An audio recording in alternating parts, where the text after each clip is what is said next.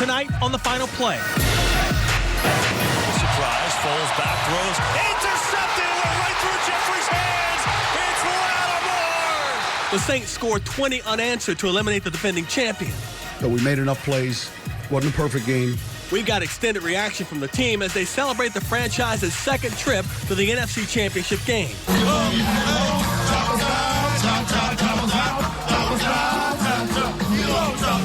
Plus, reaction from Deuce McAllister and a look at the promising off seasons ahead for the LSU Tigers and the Tulane Green Wave.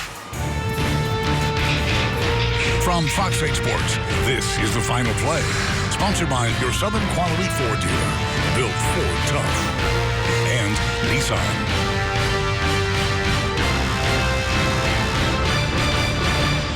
Welcome into the Final Play. I'm Juan Kincaid. The warning signs were there all week long that today's rematch between the Saints and the Eagles was not going to be like the first time out. In fact, the second time around, the Eagles looked like the more desperate team, for a half at least. Sean Vazan gets a start tonight on a Saints win that took a while to unfold. Part of a champion is a very real thing. We all witnessed it on Sunday when the Philadelphia Eagles gave the Saints all they could handle. But in the end, it wasn't enough. There was no Foles magic. Instead, it was the Saints' 20-14 victory to advance to the NFC title game. Wasn't a perfect game. Certainly there are a lot of things that we'll have to clean up. But most importantly, we got the win. And, against, defending champions, and that means something. The start was catastrophic. On the very first play of the game, Drew Brees underthrew a deep ball to Ted Ginn Jr. Crevon LeBlanc was there to make the INT. Listen, that's not the way we want to start. So, call it what you want. I'm not here going to say, hey, the 3 weeks off and all that stuff. I mean, listen, we had to get some guys healthy. That was the most important thing, but that's not the way we wanted to start. From there, the Eagles took full advantage. They scored on back-to-back possessions to go up 14-0. But sometimes in a game like this, all a team needs is just one play to steer things back on track. And they finally got it in the second quarter when Marshawn Lattimore undercut a Nick Foles pass for an interception. We was in cover 2, and the tight end did a wheel, so, I had to carry that.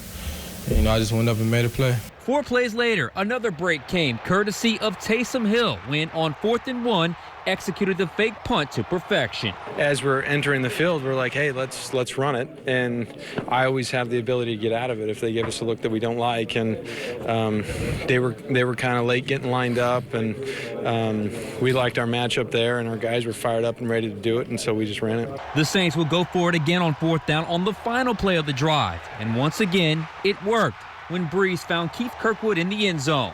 I think we all felt like, we needed 7 there. And again, if you don't have a play you like, you don't go for it. But you have a play you like, you go for it, make it happen. A field goal before half sent the Saints to the locker room down 14-10. But the third quarter became critical. They only had one drive. But oh, what a drive it was. Officially, 18 plays, 92 yards, in 11 minutes and 29 seconds, culminating with a Brees pass to Michael Thomas for the touchdown to take the lead that they would never relinquish. Man, credit to conditioning, the hard training camp, the grind, all the stuff that we get mad at Coach Payton about during the week. Like, why are we doing this? Why are we in this? Why are we practicing this situation? Because you might end up in it. Playoff football, you never know. It's pretty much the entire third quarter that got us the lead, which I think to be down 14 and now all of a sudden to take the lead in the third quarter, it was just a huge momentum shift. But things got interesting in the fourth quarter. The Saints got into field goal range to put the game away. But a tackle for loss by Michael Bennett forced a longer 53-yard attempt that Will Lutz missed. But called upon once again, the defense rose to the occasion. And it was the defending defensive rookie of the year who answered the bell. Lattimore's first interception may have saved the game for the Saints. But his final one off the fingertips of Alshon Jeffrey may have sealed it. Alshon Jeffrey is a good receiver with great hands, and, things happen. And, we capitalized off of that. So, we were feeling good about it. We great about that.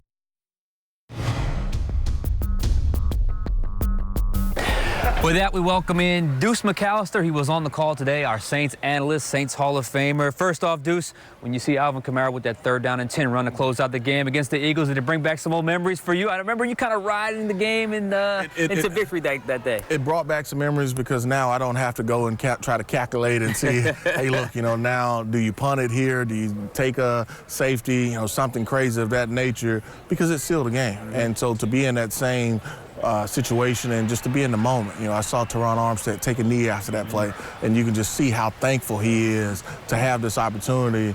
Man, you get to host the NFC Championship game to go to the Super Bowl. Doesn't get better than that. It does not get better than that, but look, it didn't look that way early in the game. Very early in the game, as in the very first play. You and I were talking before we got on the air.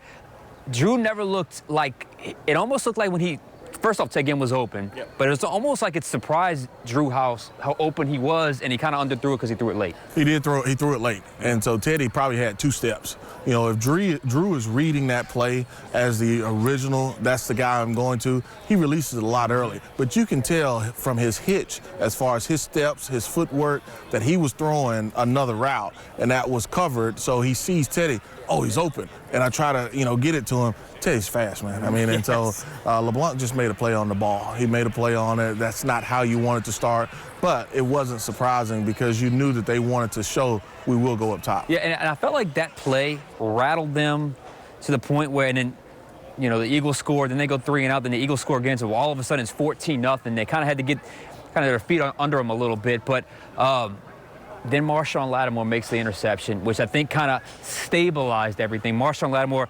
the play that kind of saved the game in a way, and then the interception that sealed the game at the end, Marshawn Lattimore came to play. Well, he came to play, and on the previous play, he had just come out. He had just come out. Something, Jeffries had caught a pass, and on the tackle, he's hurting, holding his wrist or something. He comes out for one play. Crawley comes in. The next play, they try to run a go route or at least an out and up with Ertz up the sideline. Outstanding coverage. He makes a heck of a catch on the sideline, goes up, high points the ball, and that really turns things around for him to really get going from a defensive standpoint. And then on the final interception, that's something they practice every day. Tip drill. Tip drill. The ball's tipped. He sees it. One thing I was mad about, go down. Go down. Because he almost got punched out. Golden Tate almost punches that ball out. But, just his reaction to be able to seal it, he'll tell you, hey, look, I didn't have the year that I wanted to have the regular season. Come up with 2 big interceptions in the playoffs to send your team to the NFC Championship game, that's a bounce back. That's a nice bounce back. Do it when it counts. He did it when it counted here today, no doubt about it. All right, let's talk about the drive. 3rd quarter, their first possession, 11 minutes. Now, some of that was aided by penalty or negated by penalty, depending on which way you say it. Drew actually joked we actually gained 117 yards on that drive. But still, 11 minutes. It ended up being 18 plays officially, but it was more like 23 if you count the penalties. But still, that was a crazy drive that they needed. Well, they needed every bit of it, and you could tell that Philly was gassed after that drive as well. And it was, being able, Michael Thomas, big catch here. You had Mark to make a play for you here. Drew steps up in the pocket. He climbs the pocket, finds another receiver. And so guys just making plays. But then you go back, you hurt yourself with the penalty yardage. I think it was a 54-yarder Taysom had that he would have hit Alvin penalty. So those are things that hopefully they can get cleaned up. That was a heck of a drive. That really was a heck of a drive. 11 minutes, almost took up the entire 3rd quarter when you really think about it. But one player on that drive that had a crucial 3rd down catch was Michael Thomas. He had crucial catch after crucial catch after crucial catch. I got the numbers: 12 catches, 171, and a touchdown. They literally can't guard Mike anymore. He wants to be the best receiver in the NFL. He made another strong case. He's first-team All-Pro this year, led the league in catches, and then he breaks Marcus Colston playoff as far as yardage record is concerned. So whether you're trying to play a man, whether you're talking about zone, kid's just making plays.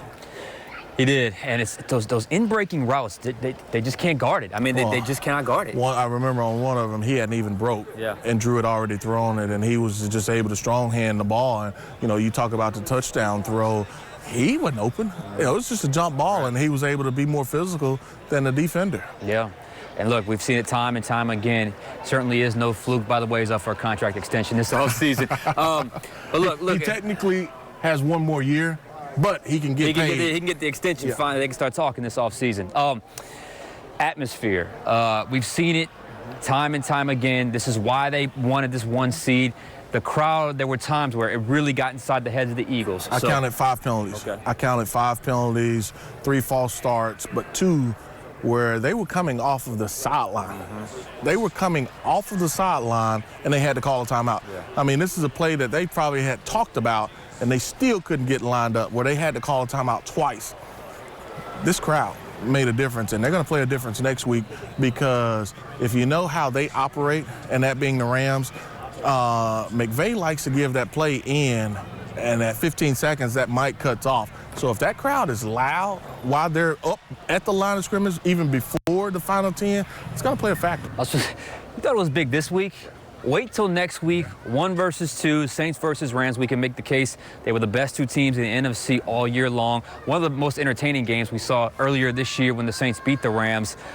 Early thoughts, Deuce. I think it's going to be the type of game. I don't think the Saints are going to be able to overcome a start like they had today. They're going to have to start faster, and it's going to be, to me, an offensive explosion. Well, offensively, you're going to have to be a lot crisper. And then when you talk about stopping the run, if you can hold those 2 backs, C.J. Anderson and Gurley, up under 100 next week, then I think that you're going to advance on to the Super Bowl. So it's going to be an interesting matchup. You know, I think both teams will kind of gamble. We've seen McVay 4th and 1, 4th and short. He's going to go for it. Sean will do the same thing. Let's get ready.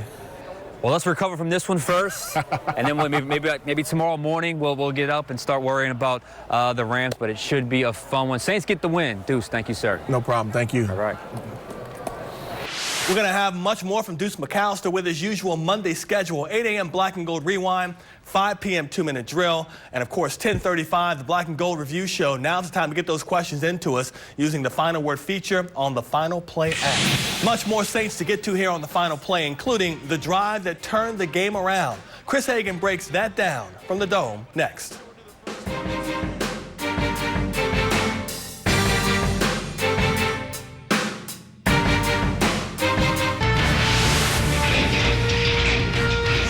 The Final Play. Our play of the week is actually a double dose of Marshon Lattimore. First, his big interception with the Eagles driving for a 3rd score. This came in the 2nd quarter with Philly already up 14-0. The second sealed the win for the Saints. Through the hands of Alshon Jeffrey, into the hands of Marshon Lattimore. Take about as you've come up with our Fox 8 catches of the week. And there were some other big catches during the Saints' most important drive of the game. But balance was the name of the game when the Saints took the lead for good in the 3rd quarter. Chris Hagan has that part of the story.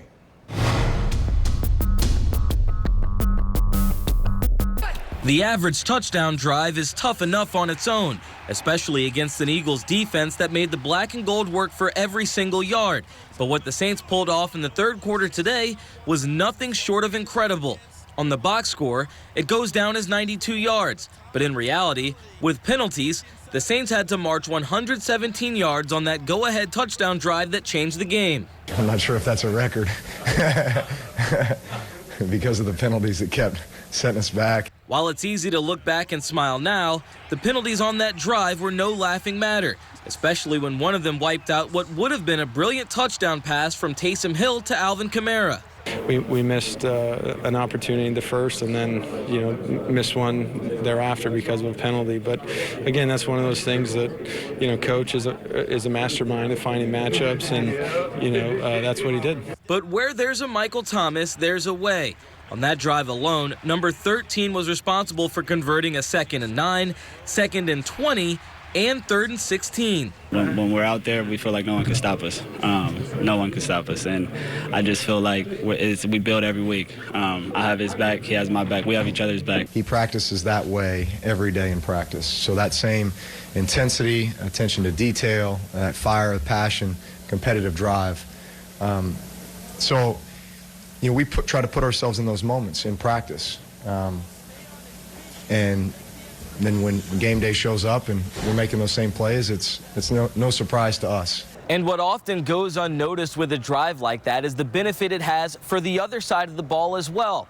After a quick Philadelphia possession to start the third, the Saints defense basically had an entire quarter to rest before taking the field once again and continuing to dominate the Eagles offense for the rest of the game. Sitting there watching the offense go to work while we're, sitting there resting, that always helps no matter what, no matter, if we had a drive or not. So, I think that provided a huge boost to the whole team. At the end of the day, though, a drive like that just isn't possible without one of the greatest to ever play the game under center. When you go through adversity and you have penalties, everyone looks to 9, and he comes up big every time, and we all trust that dude. And at the end of the day, he just keep leading us, and he never got discouraged, and we converted a lot of big plays and overcame a lot of penalties. Reporting on the Saints, I'm Chris Hagan for the Final Play. The Saints win sets up another rematch, this time with the Rams in next week's NFC Championship game. L.A. got here after beating back the Cowboys last night 30-22. The Rams ran it down the Cowboys' throats, 48 rushes, 273 yards. C.J. Anderson and Todd Gurley combining for 238 of those yards and 3 scores. This will be the Rams' first appearance in the NFC Championship game in 17 years. It means a lot for this team, Lindsey, and I think that's kind of what's special about it is to be able to see guys, have that success and then be a part of it and be able to share it with them. That's what's so special about football. Talking about a guy like Andrew Whitworth's been playing as long as he has, to see him play at the level that he played at tonight, and then to be able to get his first playoff win with these guys, his teammates that I know he cares so much about and loves these guys. And now, we've got a big game next week. Feels great, just running the ball the way we did. 200-yard rushers. I mean, it's rare, and it starts up front with those 5 guys up front. They played their tails off, and then Todd and CJ followed. And whenever you run the ball like that, it takes a lot of pressure off the passing game and allows us to control the clock. So the schedule sets up like this: 1 versus 2 on both sides of the aisle. Saints and Rams kick things off inside the Superdome Sunday at 2:05. That game will be live on Fox 8. That'll be followed by the Chiefs and the Patriots at 5:40. Coming up, more football as we take a look at the seasons to come for both LSU and Tulane. Why both football programs are expecting bigger and better things in 2019. In the meantime, we bring you the Final Play fan camera. To submit your passionate picture, send an email to Pix. That's PIX at fox8live.com.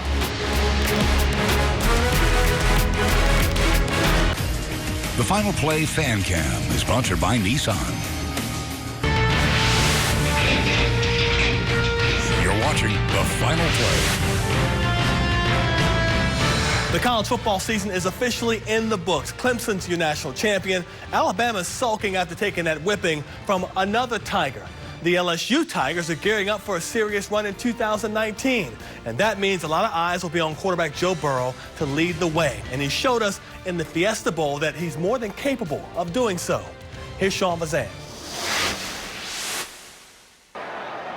Joe Burrow would best be described as a detailed passer. His arm strength is good, but not elite. This stands out best when Burrow is working the intermediate part of the field between the hashes and the drop in the bucket throws beyond 20 yards. The first example came right after his pick 6 when he connected with Stephon Sullivan for 15 yards on a dig. Later in the same drive, he teardropped a beauty to Justin Jefferson, who was running a go route in the end zone for the score. Second quarter, his second touchdown pass came on another dig, this time to Derek Dillon. Dillon's extra effort propelled him into the end zone. Third quarter, Burrow connected accurately with Foster Moreau in traffic on a square in for 16 yards. 2 plays later, Burrow dropped another dime, this time to Jamar Chase, who ran a double move stop and go for the score. His best pass of the game came in the fourth quarter. This time, he went back to Sullivan, who ran a seam route. Burrow identified the coverage and pinpointed the pass for 42 yards. There were some plays LSU ran in the Fiesta Bowl that look awfully familiar to what we see on Sunday from the Saints.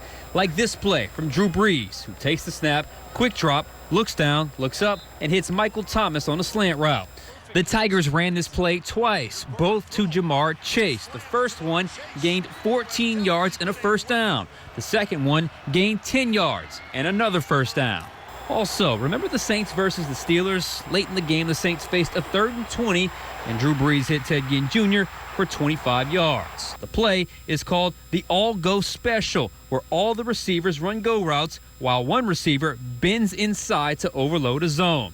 The Tigers ran that play as well. It's the one we showed you earlier when Burrow hit Sullivan on a dig for 15. Sullivan was the bender who cut underneath all the go routes. And for the first time since 2002, Tulane enters the offseason riding the emotion of a bowl victory. And with this kind of win comes even greater expectations for next season, not just for the team, but for its head coach as well, who just might be due a raise. Garland Gillen has more from Uptown. The University of Houston's pursuit and eventual landing of head coach Dana Holgorsen reminded the country that the AAC is a big player in college football.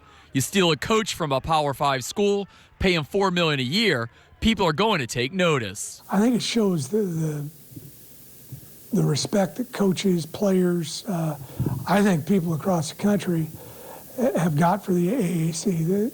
It's obviously a guy leaving West Virginia to what we like to refer to as another Power 6 job is a big deal, but it's a great conference. It really is. It's great facility-wise. It's great for me to have, people from Tulane travel with us and see, the facilities that all these schools have in the AAC, and they're all in big market areas, which I think helps you in recruiting. And all the games are on national TV, which is neat.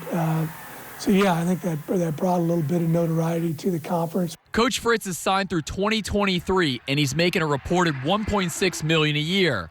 After a bowl win and a solid starter at quarterback for 2019, optimism is high for the Wave going forward. He'll go in as the #1 quarterback, but we feel like we got some good competition. Keon Howard, started quite a few games at Southern Miss, but Justin really came on and played well at the end of the season. And it's good to have options, especially at that position. But, we thought Justin really played well down the stretch for us. Tulane starts spring football on March 12th, the week after Mardi Gras. From Uptown, Garland Gillen, Fox 8, Local First. Still to come on the final play, we'll check in on the Pelicans, who had their 3-game win streak snapped in Minneapolis last night, why head coach Alvin Gentry is shouldering much of the blame. That's next.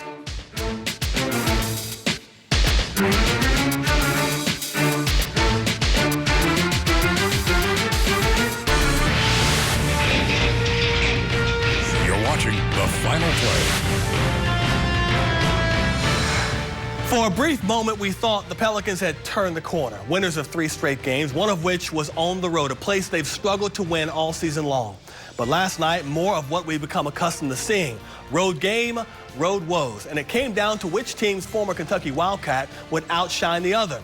Anthony Davis versus Karl Anthony Towns. Davis did his part. 30 points, 14 rebounds, but Towns was the best player and most influential player on the court last night. 27 points, a career-high 27 rebounds in the T-Wolves' 110-106 win. After the game, head coach Alvin Gentry said it's easy to understand why his team lost that game. They outplayed us. They outcoached us. They were better coached. They played harder. They did everything that they had to win the game, and we didn't. That's the bottom line. We didn't rebound the basketball. We turned it over. And I'm as much to blame as anybody. It's a game that was poorly coached, poorly played, everything. We didn't deserve to win, and we didn't. So that's the bottom line. And that's our show for tonight. For all of us here at Fox 8, I'm Juan Kincaid. Fox's NFL Game Day Prime is up next, and we hope you'll join us again next Sunday night for the final play. From Fox 8 Sports, this has been The Final Play.